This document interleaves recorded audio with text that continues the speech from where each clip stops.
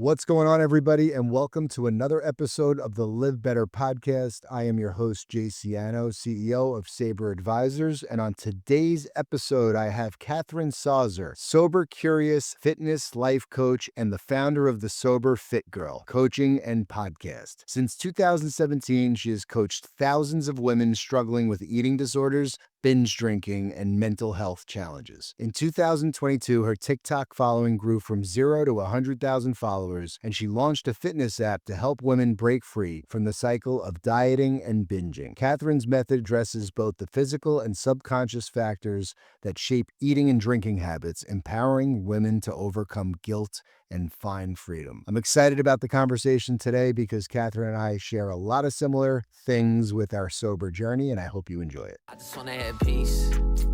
Pay for the bill, let them take my card, never see the receipt.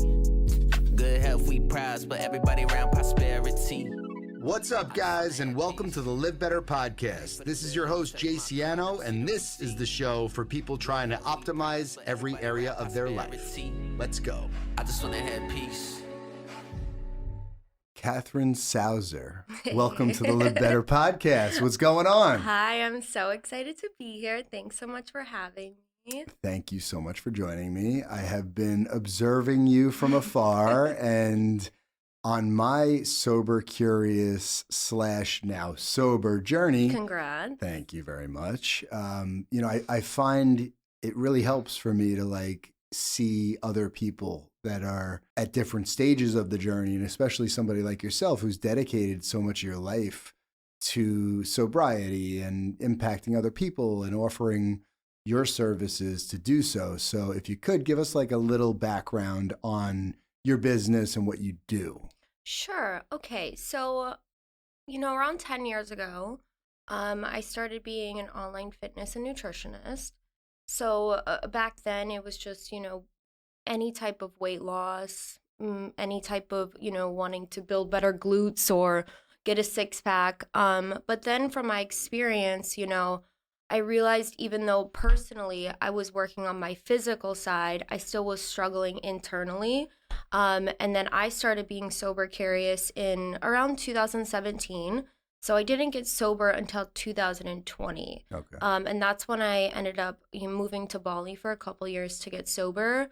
And that's when my whole business changed because I was more in the obsessive restrictive diet, fitness girl. And that was not sustainable and was causing me even more harm because I would work out, really hard during the week and then black out on the weekends. Yeah. And I know that feeling. Yeah. Yeah. And it sucked. And you get to a point where it's like, okay, this isn't working anymore.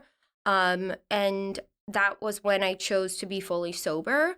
I didn't say I'm going to be sober forever, but I knew inside it was time. Yeah. You just know when you know. Yeah. You totally. know, compared to being sober curious, there is this invisible line I talk about where I cross and I'm done. Yeah. And then Sober Fit Girl was born.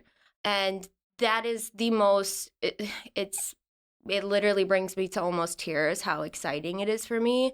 And it was just such a natural birth of the business. I can't even describe step by step. I just did one day at a time, like my sobriety, and started sharing my story on TikTok. And now I have a ton of clients, 3 assistant coaches and a fitness app, coaching app. And it's amazing, and we're just getting started too, which is exciting. Congratulations. Thank you. Yeah, it's exciting. So let's go back to the dark places. Okay, let's go. Yeah, we gotta go back. I love this. I have so many questions, and I'm sure a lot of it's going to resonate. Yeah, I'm sure we'll relate on a lot. We will. And so what type of drinker were you? I never was an everyday drinker. Me neither. I never was an at-home drinker. Me neither. I was a blackout party girl. Me too. Yeah, every Friday, Saturday, Sunday afternoon, sometimes Sunday night, but rarely did I drink during the week. Yeah, exact same. And then I would start to actually my Saturday nights would go obviously into Sunday morning, and then I would find the best excuse possible to start drinking early on Sunday in the afternoon to like taper off by the evening to transition back into the week, right? So for me, my experience was that I would typically not feel 100% until like Tuesday afternoon. Monday was like, just Mine was still Thursday. licking my wounds. Yeah, exactly. So like, it's like I was clear for Tuesday, Wednesday, and I'd start over Thursday. Right. So when you think about it that way, it's like, wow, so much time where you're not 100% yourself. I mean, since I started drinking at 15, so Me too. got Yeah. sober at 30, 100% of those years was drunk or hungover. Yeah. Maybe Thursday I would start to feel better. Yeah. And then I would forget how bad the previous weekend was. Yeah. And I didn't want to miss out. I was a party girl. I loved going out, and I didn't want to miss out on anything. So I would drink again. And the same cycle repeated over and over again until I turned 30. And this is not 30 is cute pretty anymore. young to realize. I know. I have some 21-year-old clients That's that I'm like, amazing. wow, you go, girl. Right? Yeah. But that's getting, I think, way more popular now. Of course, of which course. is awesome to see so many young people that are just not drinking the way we used to. Right. It's really nice. Do you want to share some times you're not so proud of? Like, are there circumstances that, that you went through that you were just ashamed of that really helped you get to the place that you wanted to, at least be sober curious and ultimately decide to stop drinking and partying? Of course. And if anyone's listening as well, I think the biggest thing that I realized in my sobriety is that through all these painful experiences, there are so many blessings in those lessons. And I used to be riddled with so much shame over some of these stories. Me too. But now they are my greatest gifts. They're my greatest asset to helping someone else. One of my TikToks that went viral and actually created my business was talking about the last time I drank alcohol. And of course, this time wasn't anything new. It just, it was so hard because I promised myself that I would go out and I would not drink. And the second I got there, I drank a martini. And then after that one martini, I was like, well, I didn't do it, so I might as we'll keep drinking. Yeah. As the night went on, I also did a lot of cocaine when I drank. Yeah. And Which, by the way, like balances you out, right? Yeah, it's like I'm yeah. This will sober me up. Yeah. Drugs are a huge part of my story. Yeah. And hence to why I had to stop drinking, because every time I drank, I did drugs as well. Well, the person you became when you drank did drugs, right? Absolutely. I would never do drugs without the alcohol. Yeah. It was like my gateway. Totally. And it was the same thing. I was the type of girl who would go out, and I had so many insecurities that I would sleep around. I would search for anything outside of myself to feel better, and one of them was guys. Yeah. So, this situation, I woke up, I had no idea where I was, and it was the first time that I had no idea if I actually slept with this person or not. And I lost my keys, I lost my phone, I had no idea where to go, it was so embarrassing. I actually don't even remember how I figured out the morning, because that's where my drinking went, that not only I would wake up and still be drunk. Yeah. Totally.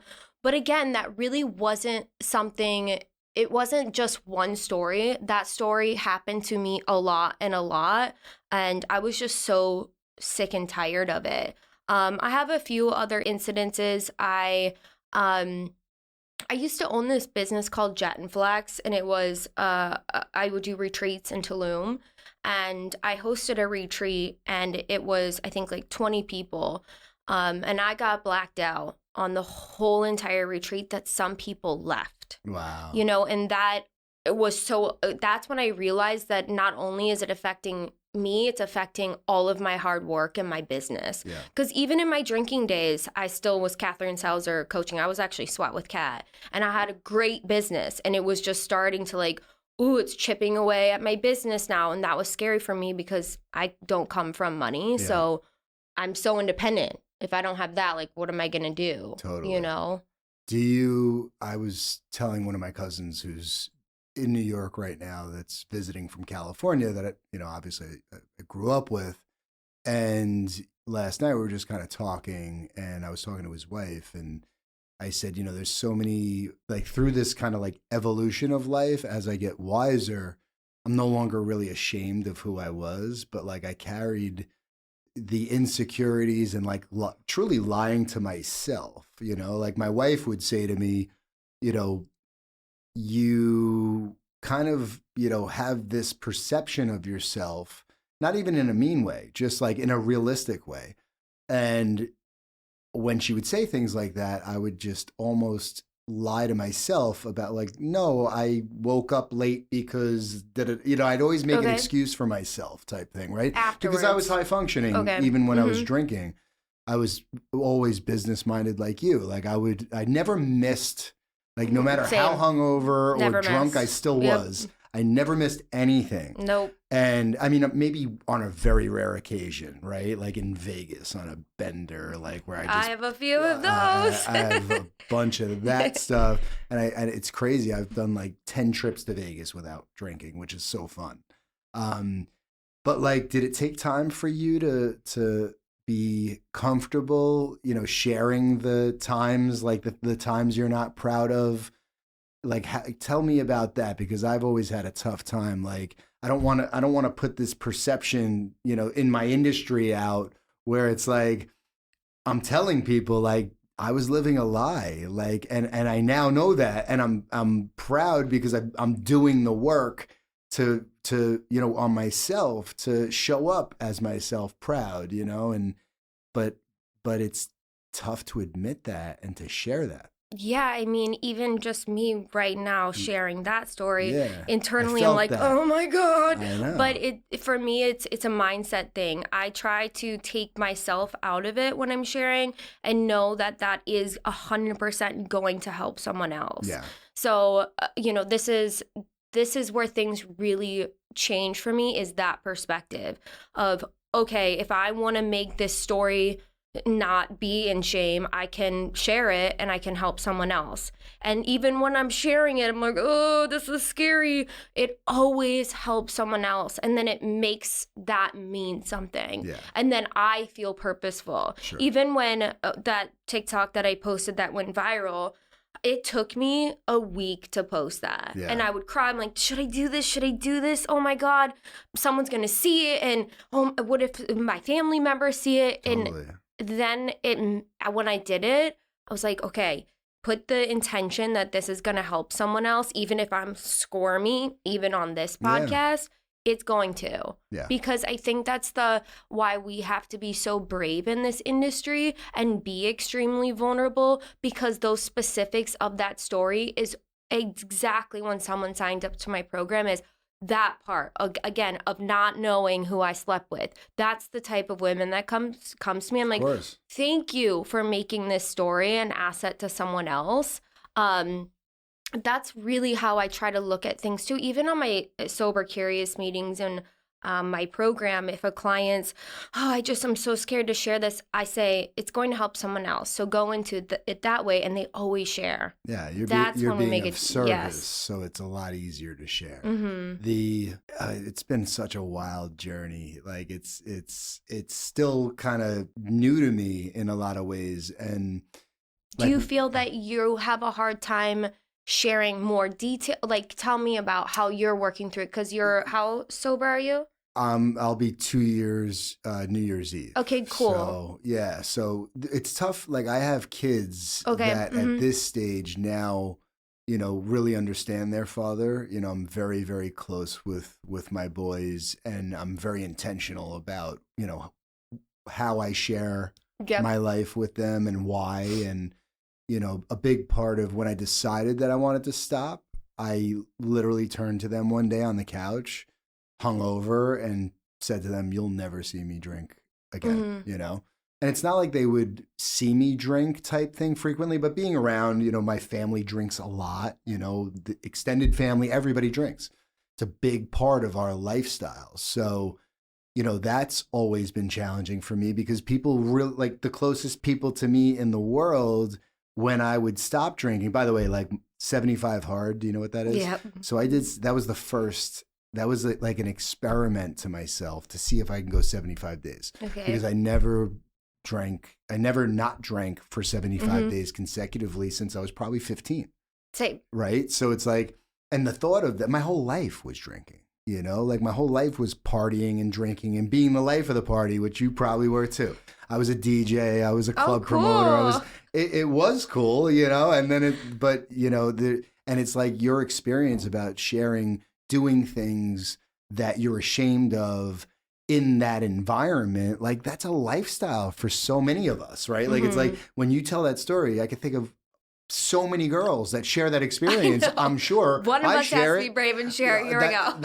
and like I've been there, as a guy, I've been there, and to wake up and not know, like it's funny because not all guys are like proud about like those experiences. For me, it was very like I guarantee my feelings were very similar to yours, where like when you're not in your right mind and you're not the same person, right? Like after 2 drinks, I was a different person. Oh, I talk about that all the time. And there was times I could moderate, but for me, there's no such thing with me. No, let me be honest, 0.001% of the time. But for me, that's why I had to be, it was black or white. It was, sober or drunk and ruin your life. Yeah. Because I didn't even like having 3 drinks. I was a full blackout drinker. Me too. I only wanted to get blackout. I was like, if I have 2 glasses of wine, I'd rather have a piece of cake. That's how mine was. But I kind of wanted to go back to being a parent. I just want to say, from someone who's lost a parent to alcoholism, it's very brave that you're sharing that with your kids, because from my experience, my dad passed away. Yeah. He didn't get to have this sober life. Yeah. And I know and I work with a lot of moms in my program, and I think it's so scary to, share these things, but coming from someone who's really seen someone struggle a lot and then pass away. Yeah. If my dad would have made those changes and would have shared his story, that would have been so brave. Yeah. In my eyes, versus where he ended up. Yeah. Now, I don't hate my father or anything. It's just when I hear that, it's like, your children are going to be so fucking proud of you. Yeah, I appreciate that. I mean, it's my why, Yeah, for sure. I lost my mom pretty young, and my dad left, moved to Florida, got remarried multiple times, like literally asked me to be his best man a month after my mom passed, which is fucking crazy, to be honest, right? So I would drink more because I was just angry. Yeah. Like it was, I just wanted to numb myself. Oh, for sure. And I drank for 10 years. Yeah. Like it's just, I couldn't really deal with all the things going on top of being an entrepreneur, having a family, having young kids at home that I have to provide for, and all the things. I would just drink and realized later on that, like when I stopped, even when I took those prolonged breaks with 75 hard, that was my excuse, right? So I would tell everybody around me, like, no, I'm doing 75 hard. Just so I had a reason when they were like, dude, we're drinking, let's go out. So I'd show up to the wedding or to whatever it was. And all they would do is try to convince me to drink, right? I know. The people closest to me. Because they like it when you drink, you're fun. Of course. And it's just like, it's really tough to get through that period of time where people have not accepted that you no longer drink. I wasn't there yet, but I was using this fitness mental toughness challenge as an excuse where, and literally people the closest to me and my family would be like, it's my birthday, start over. I know you're 3 weeks in. And I'd just be like, that's stupid. Like, do you hear yourself? Like, you're trying to like encourage me to like do things that I don't want to do that are not positive for me. Like, you're better than that, like you shouldn't be encouraging me. So it's really tough to get through those periods of time, especially when all you know is hanging out with people and drinking and being the life of the party. And I commend you for, really sticking to your guns, so to speak, at such a young age because in your world, I'm sure the people that you were surrounded by were doing the same dumb shit that you were doing. So it wasn't that crazy. Mine was a little more crazier. Well, mine too. Yeah. Yeah. But I mean, there were plenty of other people, still doing the dumb shit that was crazy. But I was at the top of the crazy spectrum as well, for sure. And then there were times where I was super proud of that. Like that was. Yeah, I thought that it was cool to do X, Y, Z, but then Because you're like a rock star. You're like yeah, living that but then rock it's star life. like a bird's eye view of outside looking in at me is, do I look cool? Yeah. No. Definitely That's not. how I started to make the change, is observing myself if someone else was watching me, Yeah. because in my mind I thought I was cool, I thought I was confident.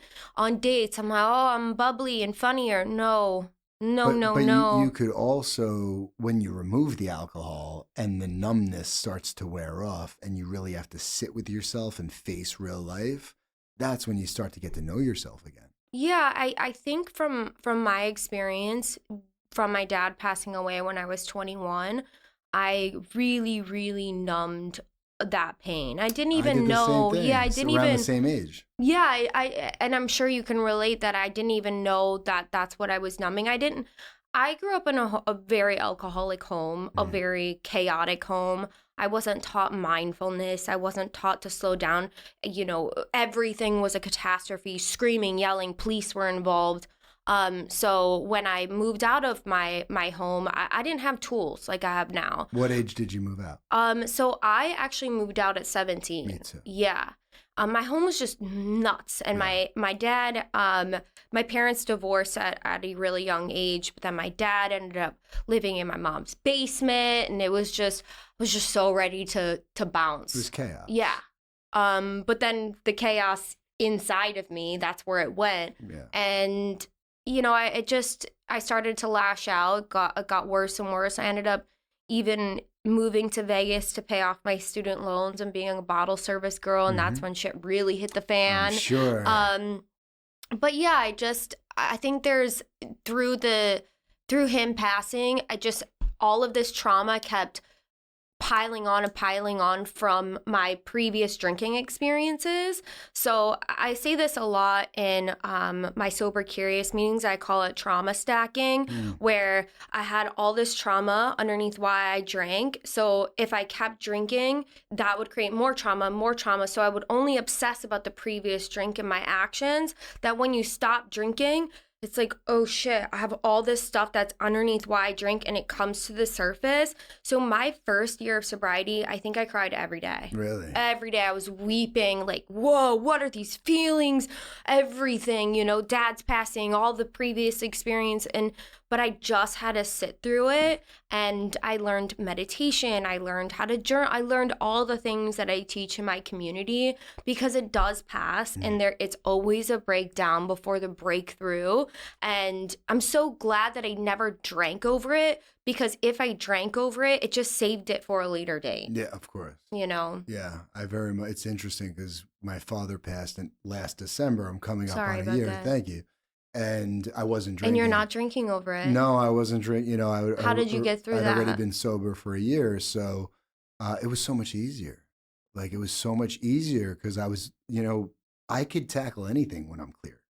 Yeah. Like I could, And have support. Of course, yeah. But at least I have, like, that's the thing. Like, I used to, if I had a big meeting or if I was speaking on a stage, I would have to not drink for like a day and a half or two before that, so I don't have the anxiety from drinking when I'm on the stage, because I would get anxiety. Right. So like I knew every tool in the book to manage like my nervous system, to basically set myself up for success with like the, do just not drinking for a certain period of time or like so on and so forth. But then of course I would celebrate because I did something special in my eyes, and it was time to party again, right? So with all of that gone, I focus very much on just neutrality, so I do a lot of like cold plunging and sauna and just, self-care and things of that nature. So I don't like high highs and low lows. I just kind of,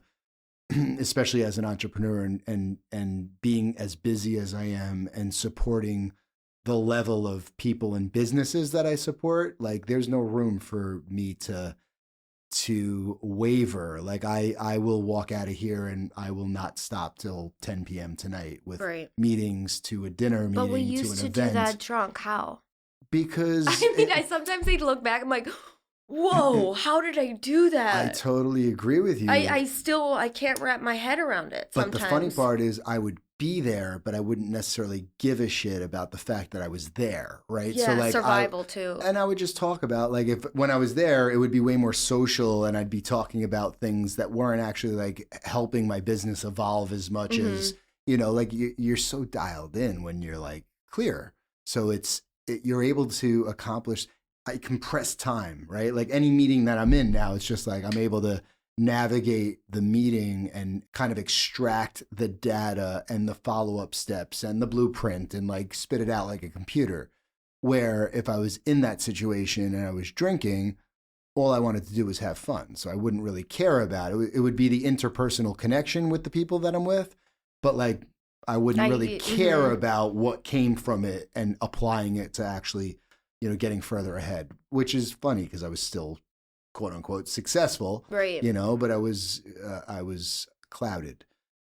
I believe that there's so many unhappy people in this world that intentionally, like myself, would continue to numb themselves with alcohol and substances. And I'm talking about like peer groups of mine, where it's like I'm a completely different, super boring human at this stage of my life, which I love.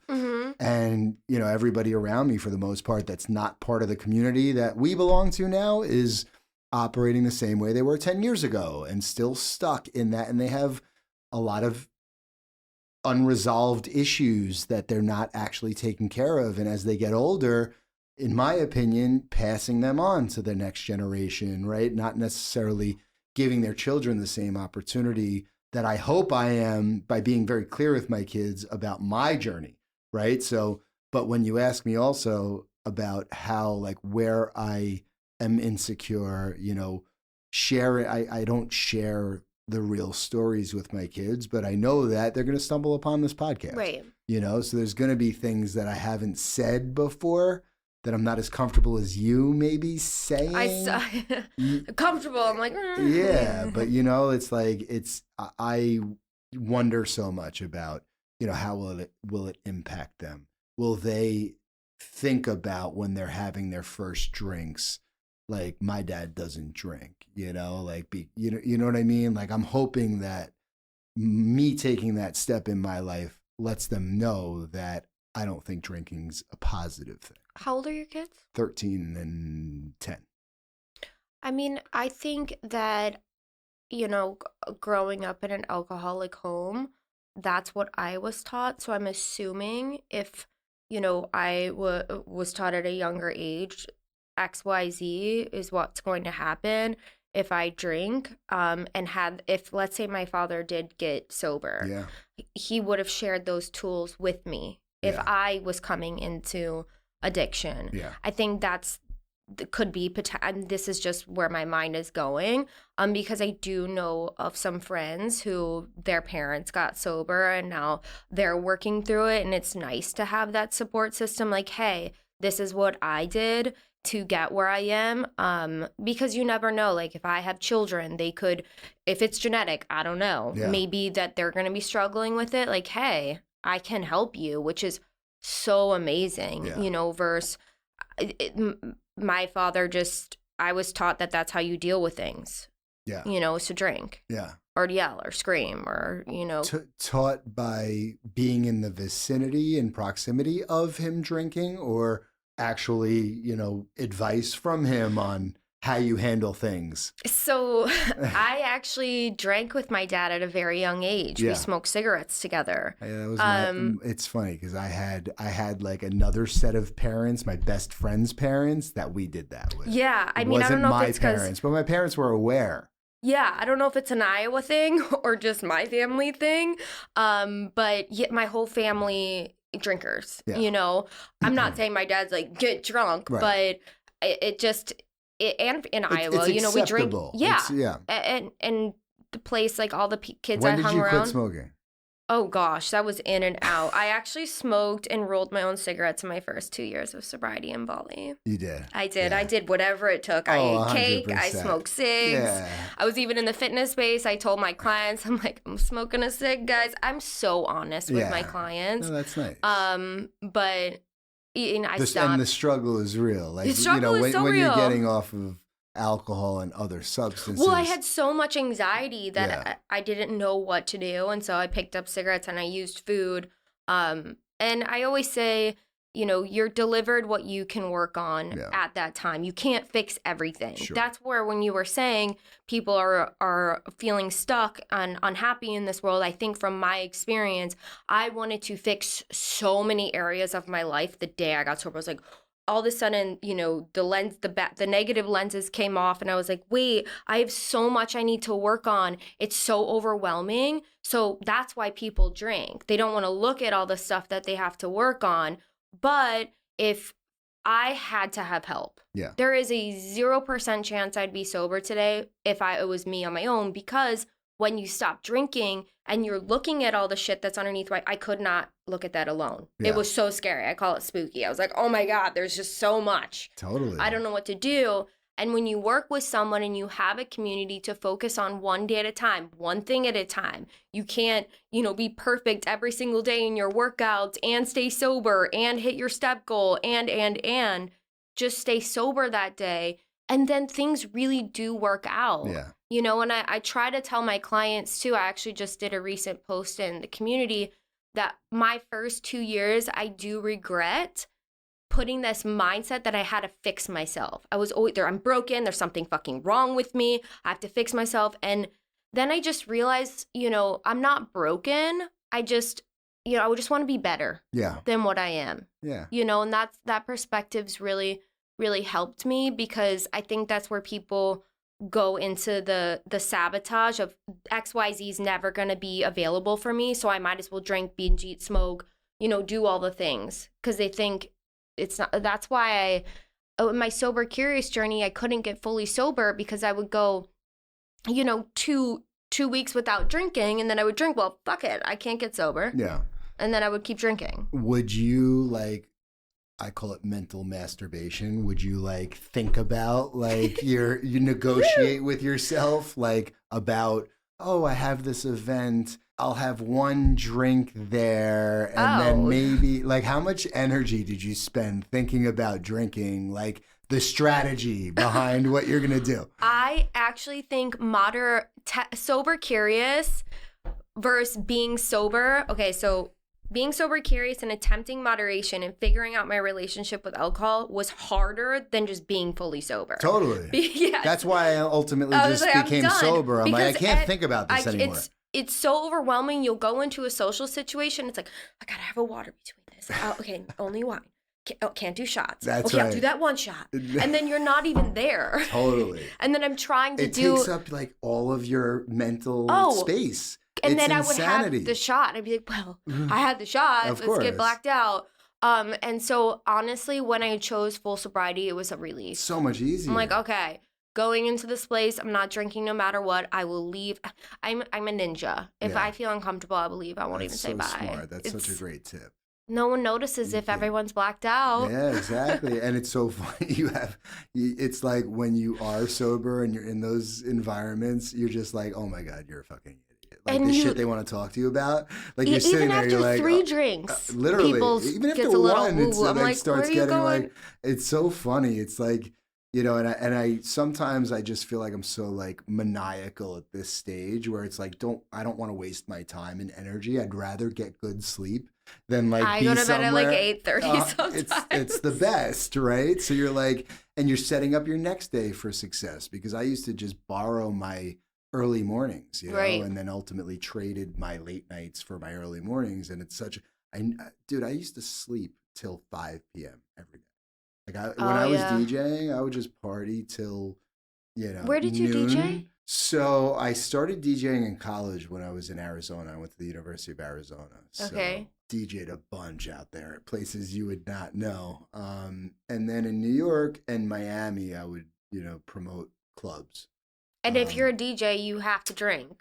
But there is some I think I became a DJ so I could drink free. Okay, and but there is some DJs out there that are sober now. Yeah, I think and I'm very plugged into the nightclub world from those days, because the people I was promoting with initially are now the people that own every nightclub across the world, right?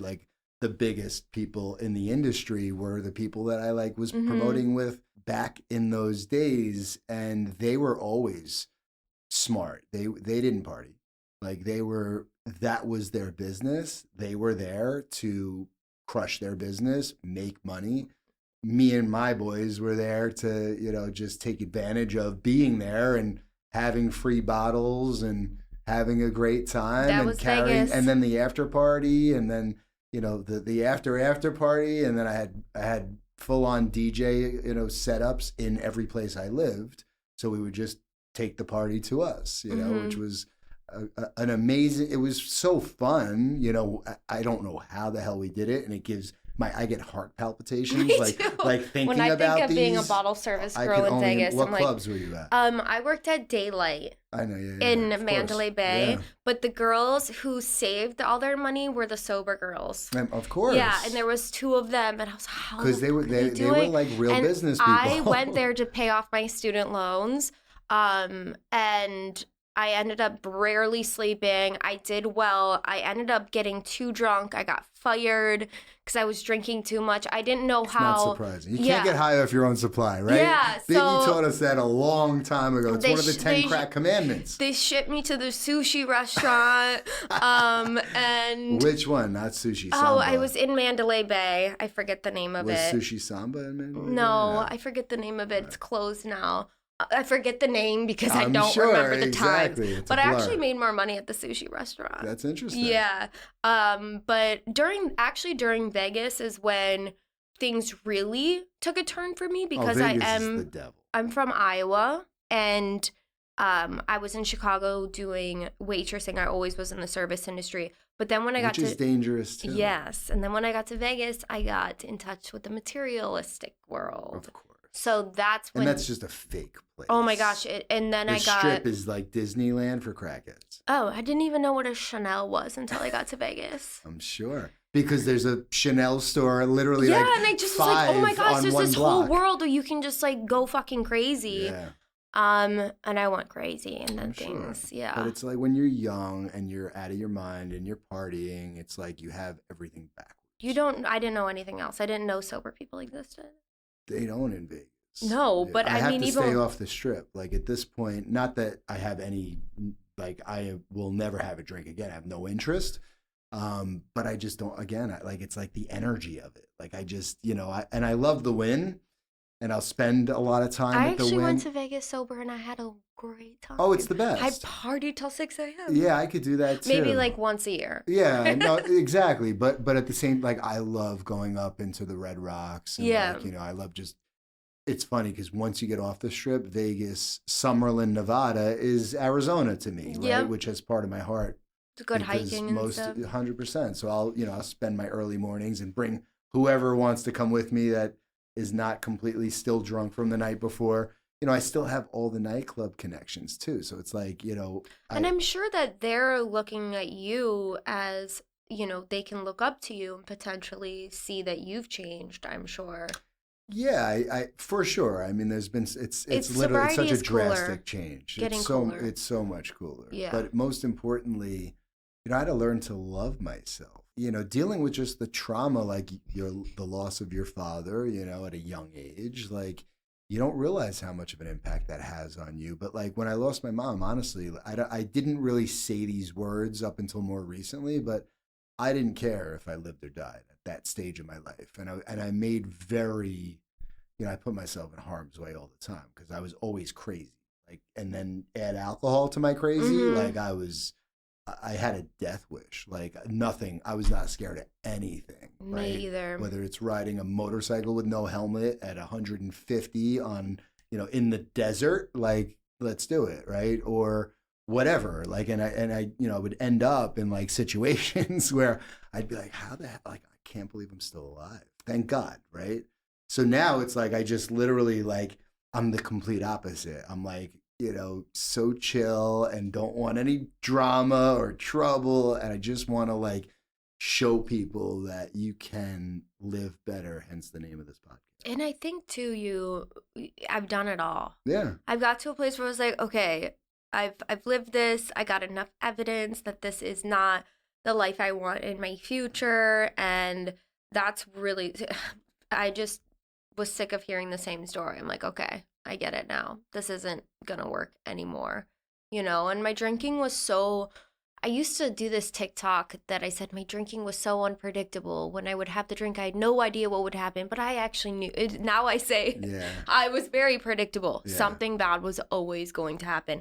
And I'm very similar to you. Like at the, right before I got sober curious and I was living in LA, I was very reckless, putting myself in really dangerous situations as well.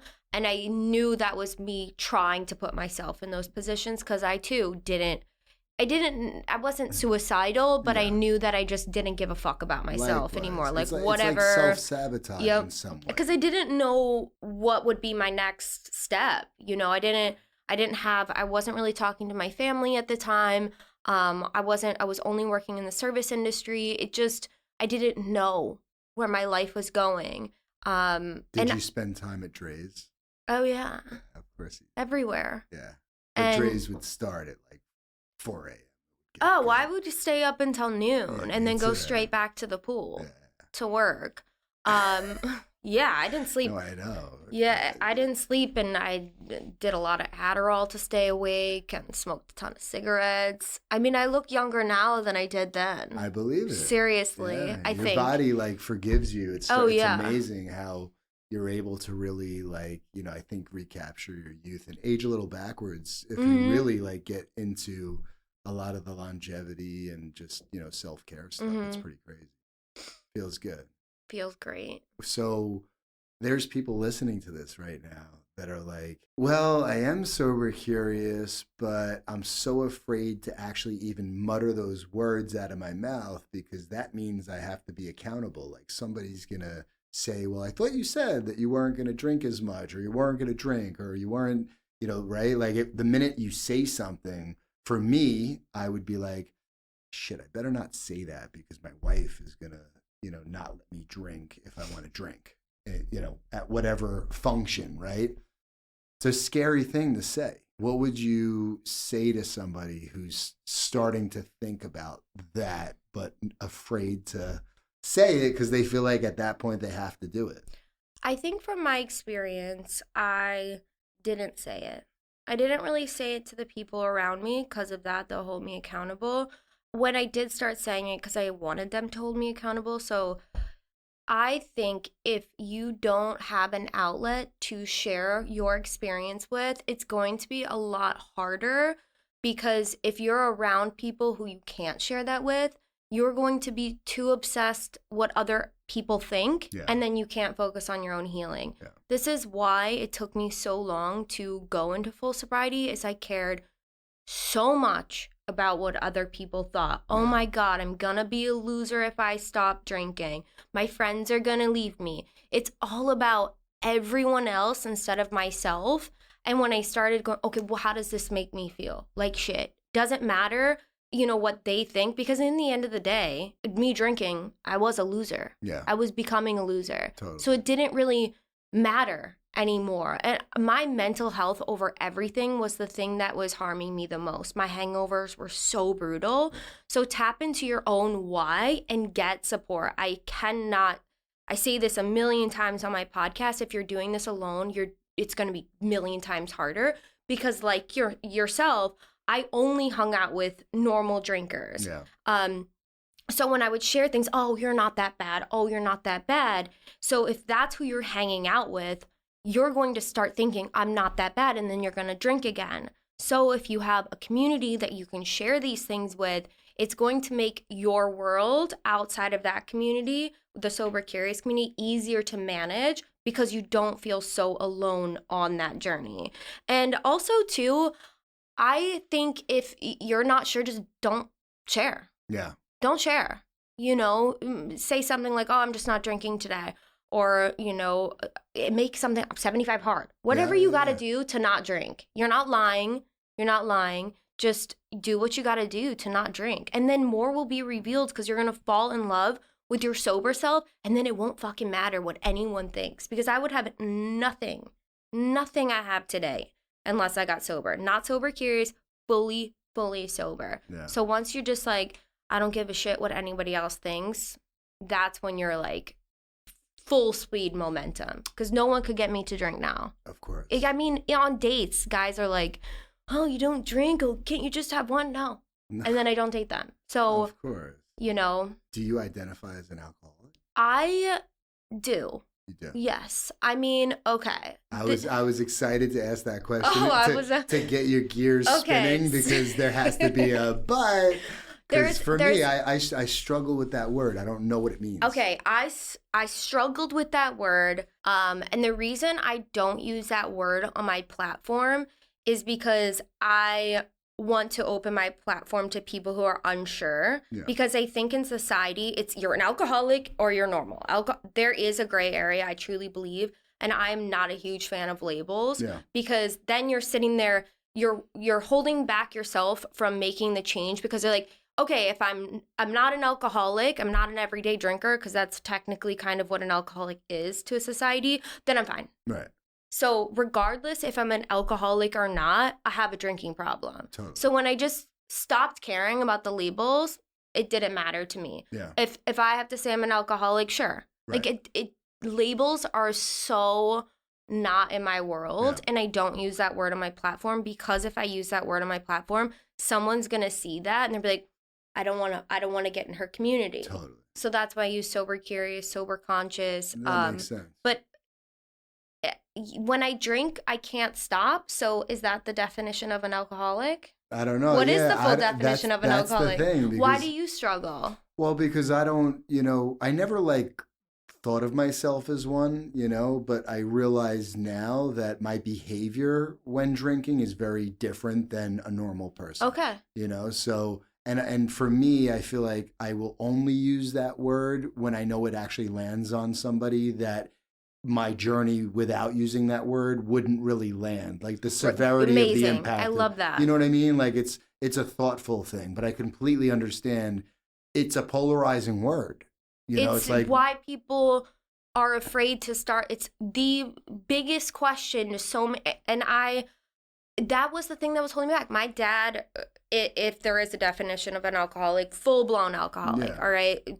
Drinking every day, just, drank himself to death, alcoholic. Yeah. So I compared my journey to him for so long. I don't drink like my dad, so I don't have a problem. Right. I'm not homeless, so I don't have a problem. I'm not financially, broke. I don't have a problem. But that held me back that word held me back for so long, and it frustrates me because I could have gotten someone else could have gotten sober sooner if we just don't obsess about the labels. Totally. But what you shared is so good that depending on who's in front of me, that's when I share certain things. Sure, it just is not even in my energy to care. So what does Sober Fit Girl offer from a community perspective? So the most important thing to my sobriety is daily consistent communication with another sober person that you trust and relate to. So I did therapy for a very long time, and therapy didn't help my drinking problem. I'm not saying that therapy does not help. I'm just sharing that therapy brought up stuff, my trauma, and then I just drank more. Right. Because I wasn't, I think for me, I had to get fully sober to look at the trauma. Yeah. So me too. Totally. Yeah. I had to stop drinking. Yeah. Fully. Yeah. So actually, when you sign up to my coaching app, you get to message me every single day. Wow. And you also get another assistant sober mentor, which actually is 2 of my clients who got fully sober. And I was obsessed with them, and they're now the additional hosts on my podcast.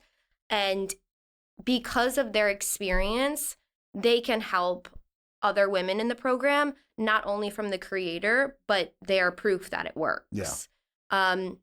So you get me to message every day, an assistant sober coach. You get the community inside of the app where all the other women are. And you get 5 sober curious meetings a week, which are all on Zoom. And they're fun, different topics. So the thing that I really love about my program is that some women are still drinking and working on their relationship with alcohol. Sober curious. Yeah. I truly believe that everyone kind of has to go through this sober curious experience, drink, and gather more evidence that it doesn't work. Yeah. And I respect that. So it's no judgment if someone's still figuring out their relationship with alcohol. So I have clients that are over 2 years sober, and then I have clients that are, they pull out a calendar and they'll cross off the days they drank. So if you're drinking, 20 days in the month and you're down to 2 days, let's go. Great That's work. amazing.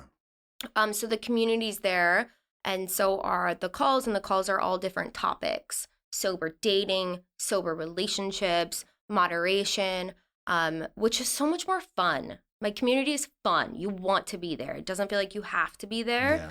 And fitness and nutrition and binge eating or, eating disorders are a huge part of my story. Yeah. So you get customized workout plan, nutrition plan, habit tracker, everything. And because for me, one of the biggest reasons I am sober is because I have a very strong routine. I'm sure you can relate. It's religion to and me. you get such a dopamine hit from working out that it just, and I feel so accomplished. I had such insecurities and I just really hated myself. So when you're celebrating these wins, it's like, wow, I'm boosting my self-esteem. My whole life's changing. My body's changing. My relationships are changing. Why would I drink? Yeah.